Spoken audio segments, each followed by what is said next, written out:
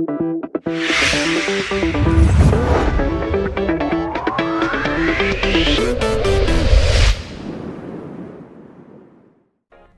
everyone, I'm Barney and I work on the trade counter at Fast Key Services, and in this video we're going to show you how to remove snap-in fixing locks.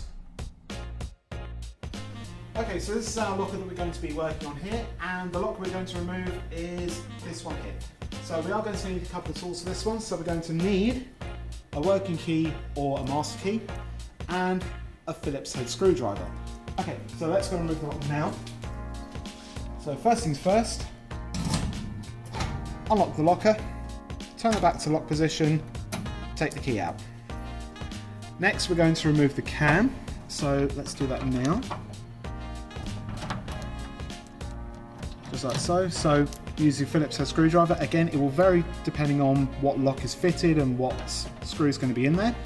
Always remember to retain any screws, washers and the cam as well, so we'll just put that to the side for now.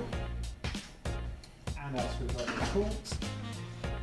So now we're going to remove the lock. So for the snap-in fixes, you have to squeeze down both this top one and this bottom one here. You can use your fingers, although it's better to use pliers, but I'm going to use my fingers for this one. So you just squeeze both of them in and push it through carefully, and the lock's out just like so. And that is how you move office furniture locks and locker locks with a snap-in fixing. I really hope you found this all very, very useful. If you want to see some more videos from us, be sure to click subscribe, which is probably somewhere down, no, it's that side, isn't it? There, it's down that side there. And also click on the bell icon next to it as well to make sure you stay notified for whenever we upload a new video.